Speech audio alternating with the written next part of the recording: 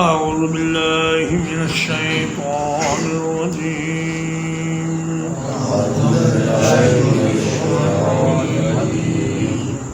ولما دخلوا من حيث أمرهم أبوهم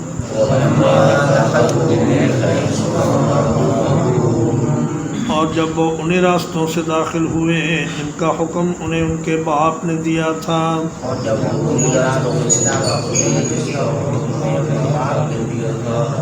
ما كان يغني عنهم من الله من شيء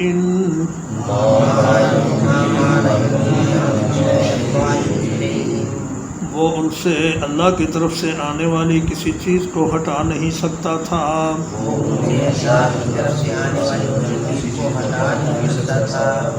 إلا حاجة في نفس يعقوب قضاها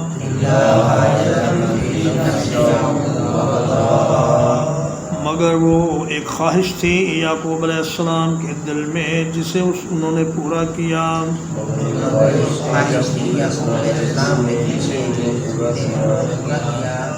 وَإِنَّهُ لَذُو عِلْمٍ لِمَا عَلَّمْنَاهُ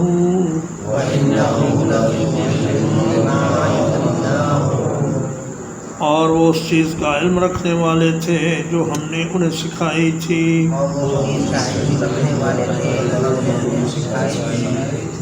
وَلَكِنَّ أَكْثَرَ النَّاسِ لَا يَعْلَمُونَ لیکن اکثر لوگ اس حقیقت کو نہیں جانتے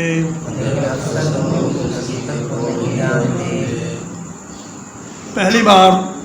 جب یعقوب علیہ السلام نے اپنے بیٹوں کو بھیجا مصر تو اس وقت انہیں یہ تلقین نہیں فرمائی کہ تم لوگ ایک دروازے سے داخل نہ ہونا بلکہ الگ الگ دروازوں سے داخل ہونا وہ اس لیے اس کی دو وجوہات تھیں ایک تو یہ کہ اس وقت قحط کی حالت تھی اور ان کے چہروں پر کوئی خوشی کے آثار نہیں تھے کمزوری لاحق ہو چکی تھی سب کو اور ان کے حال سے محسوس ہو رہا تھا کہ یہ بیچارے بڑے غریب اور مفلوق الحال لوگ ہیں اس لیے انہیں نظر لگنے کا کوئی اندیشہ نہیں تھا تو یہ ہدایت نہیں دی اور دوسری وجہ یہ تھی کہ اس دفعہ ان کا پیارا بیٹا بنیامین ان کے ساتھ تھا کیونکہ یوسف علیہ السلام کے بعد حضرت یعقوب علیہ السلام کو سب سے زیادہ پیارا تھا اور چونکہ وہ بھائی سے بھی بچھڑ گیا تھا اور والدہ بھی فوت ہو چکی تھی اس لیے یعقوب علیہ السلام اس کا خاص خیال رکھتے اور اسے اپنے سے جدا نہ ہونے دیتے تو اس کی حفاظت کے پیش نظر یہ تدبیر اختیار فرمائی کہ تم لوگ الگ الگ دروازوں سے داخل ہونا ایک دروازے سے داخل نہ ہونا فرمایا کہ یعقوب علیہ السلام اس تدبیر کے ذریعے اللہ کی طرف سے آنے والی کسی مصیبت کو ٹال تو نہیں سکتے تھے الا حاجتاً فی نفس یعقوب قضاها لیکن ایک خواہش تھی جو یعقوب علیہ السلام کے دل میں پیدا ہوئی اور وہ انہوں نے پوری کر لی یعنی کہ تدبیر کو بھی اختیار کیا جائے اور توکل بھی کیا جائے یہ دونوں چیزیں ساتھ ساتھ چلے تو پھر آدمی کا علم کامل ہوتا ہے شاہ عبد القادر دہلوی رحمہ اللہ اپنی کتاب موضح القرآن میں لکھتے ہیں کہ جس کے پاس اللہ کی طرف سے دیا ہوا علم ہو وہ تدبیر اور توکل دونوں کو اختیار کرتا ہے اور جس کے پاس علم نہ ہو اس کے پاس ایک چیز ہوگی اور دوسری نہیں ہوگی یا تو وہ تدبیر پر بھروسہ کر لے گا اور توکل سے غافل ہو جائے گا یا صرف توکل ہی کرے گا اور تدبیر سے غافل ہو جائے گا تو اللہ کی مرضی یہ ہے اللہ کا دیا ہوا علم اس بات کا تقاضا کرتا ہے کہ دونوں چیزیں ساتھ ساتھ اختیار کی جائیں اسباب بھی اختیار کیے جائیں اور توکل بھی اللہ پر رکھا جائے وَلَمَّا دَخَلُوا عَلَى يُوسُفَ اور جب وہ داخل ہوئے یوسف علیہ السلام کے پاس آوا الیہ اخاہ تو انہوں نے اپنے بھائی کو بہترین جگہ دی قال انی انا اخوک کہا میں تمہارا حقیقی بھائی ہوں فلا تبتئس بما كانوا يعملون تو تم اس بات کا غم نہ کرو جو کچھ وہ کرتے رہے ہیں.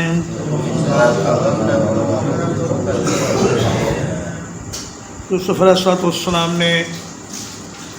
اپنے بھائیوں کو شاہی مہمان خانے میں اس ترتیب سے ٹھہرایا کہ ایک ایک جگہ دو بھائیوں کو ٹھہرنے کی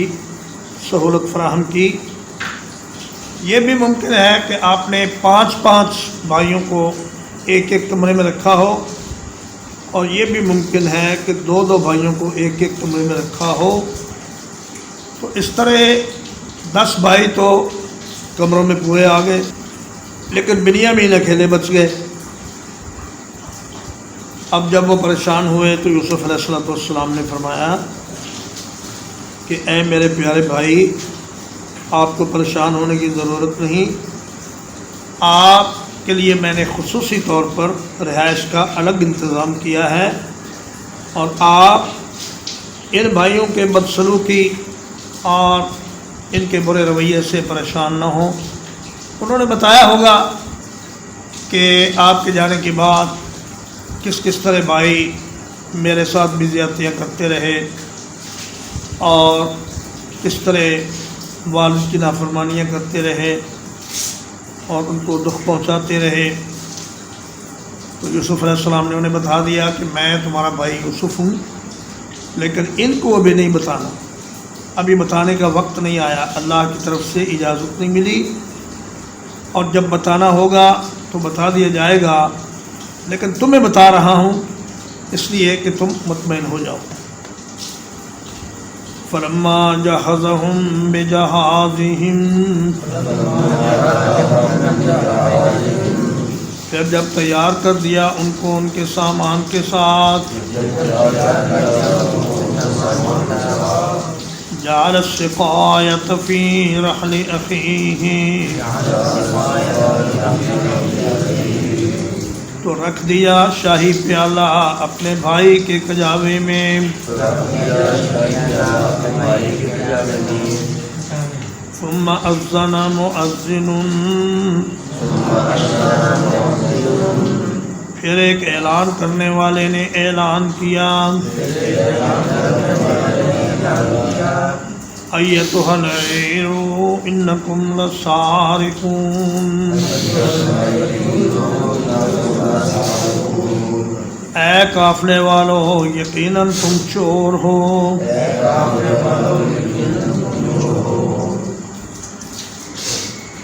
یہاں پر اسرائیلیات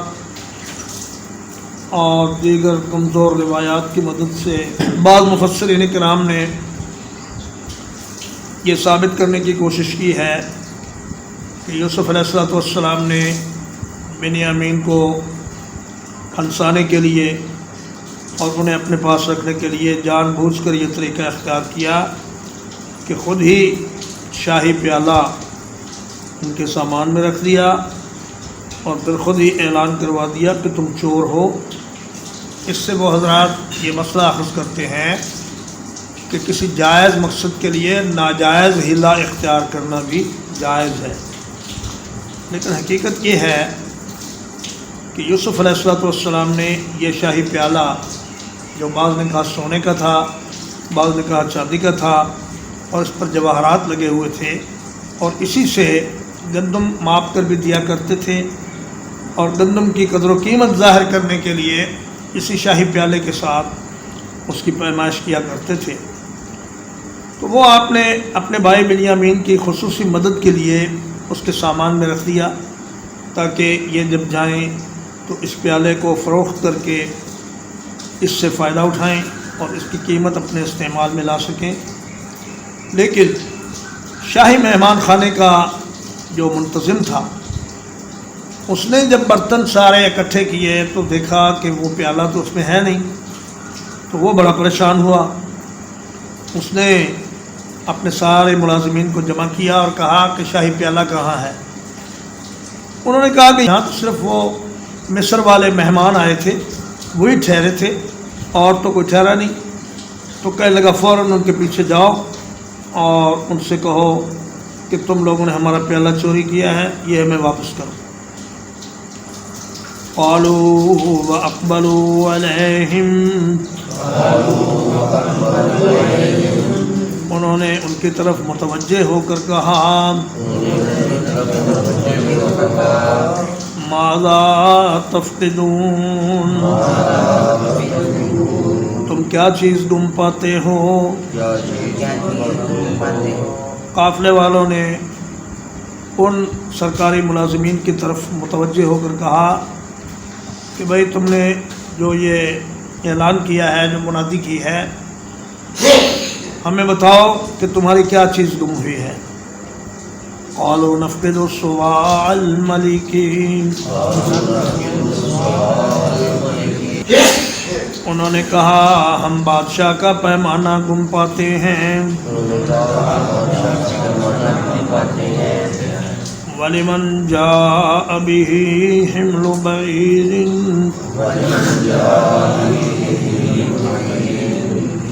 اور جو اسے لے کر آئے گا اس کے لیے ایک اونٹ کا غلہ ہوگا۔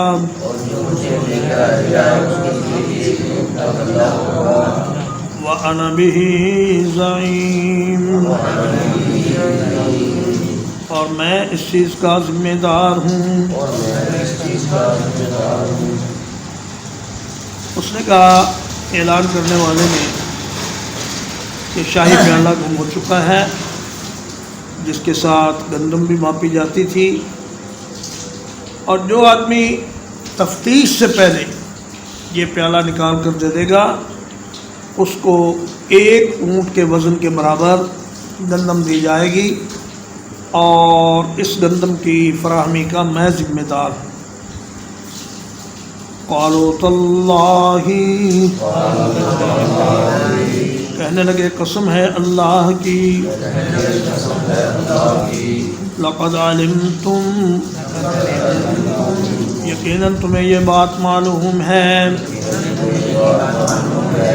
ما جئنا لنفسد فی الارض، ہم اس لیے نہیں آئے کہ زمین میں فساد برپا کریں، وما کننا سارقین، اور نہ ہی ہم چوری کیا کرتے ہیں۔ قالوا فما جزاؤہ، انہوں نے کہا اس شخص کا کیا بدلہ ہے؟ ان کنتم کاذبین، اگر تم جھوٹے ثابت ہوئے۔ کہنے لگے ہم زمین میں فساد کے لیے، چوری ڈاکے کے لیے یہاں نہیں آئے، ہم تو اپنی ایک ضرورت کے تحت گندم لینے کے لیے آئے ہیں،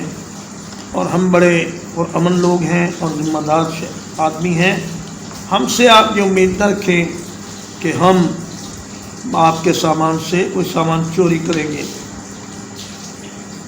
تو انہوں نے کہا کہ ٹھیک ہے،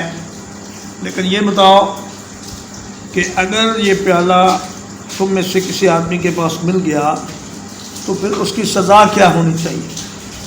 اس لیے کہ بادشاہ کا قانون، مملکت مصر کا قانون یہ تھا کہ چور کو تھوڑا سا مار پیٹ کر اور اس کو سزا دے کر چھوڑ دیا جائے، اور چور کو وہ اپنے پاس رکھنے کے روادار نہیں تھے قانون مملکت کے روح سے۔ لیکن اللہ تبارک و تعالیٰ نے ایک ایسا انتظام فرما دیا کہ جس سے یوسف علیہ السلام پر کوئی حرج بھی نہ آیا، اور جہاں ملکی قانون سے مدد لینے کی ضرورت ہی نہ پڑی، اور ملت ابراہیمی میں، دین ابراہیمی میں یہ قانون رائج تھا کہ جو چور چوری کرے، وہ جس کا مال چوری کرے اس کے پاس ایک مدت تک اس کا غلام بن کر یا اس کا خادم بن کر رہے۔ قالوا جزاؤہ، انہوں نے کہا اس کا بدلہ یہ ہے، من وجد فی رحلہ فہو جزاؤہ،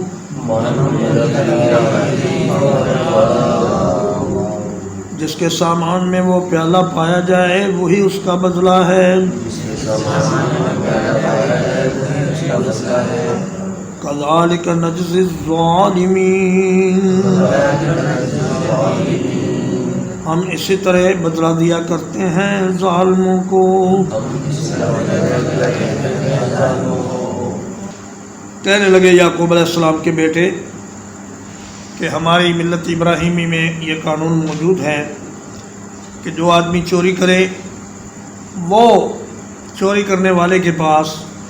1 سال تک یا ایک مدت تک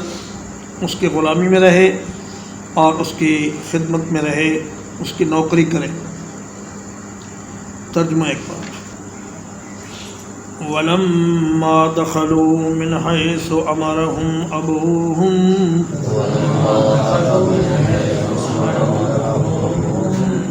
اور جب انہیں راستوں سے داخل ہوئے جہاں سے ان کے باپ نے ان کو حکم دیا تھا،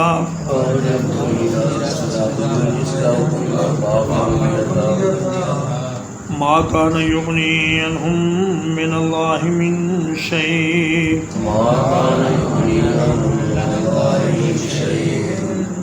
وہ اللہ کی طرف سے آنے والی کسی مصیبت کو ان سے ہٹا نہیں سکتے تھے۔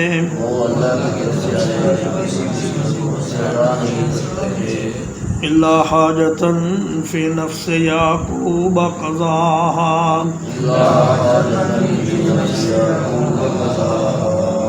مگر ایک خواہش تھی یعقوب علیہ السلام کے دل میں جسے انہوں نے پورا کیا۔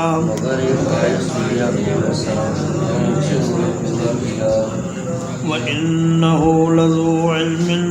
لِّمَا عَلَّمْنَاهُ،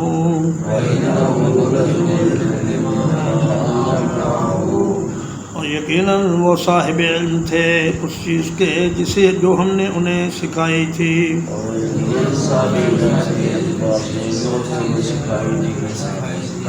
وَلَكِنَّ أَكْثَرَ النَّاسِ لَا يَعْلَمُونَ، لیکن اکثر لوگ نہیں جانتے۔ وَلَمَّا دَخَلُوا عَلَى يُوسُفَ، اور جب وہ یوسف علیہ السلام کے پاس داخل ہوئے، آویٰ الیہ اخاہ، تو انہوں نے اپنے بھائی کو بہترین ٹھکانہ دیا۔ قال انی انا اخوک، یوسف علیہ السلام نے فرمایا یقیناً میں تمہارا سگا بھائی ہوں۔ فلا تبتئس بما كانوا يعملون، تو تم اس بات کا غم نہ کرو جو کچھ یہ کرتے رہے ہیں۔ فلما جہزهم بجہازهم، پھر جب تیار کر دیا ان کو ان کے سامان کے ساتھ، جعل السقایۃ فی رحل اخیہ،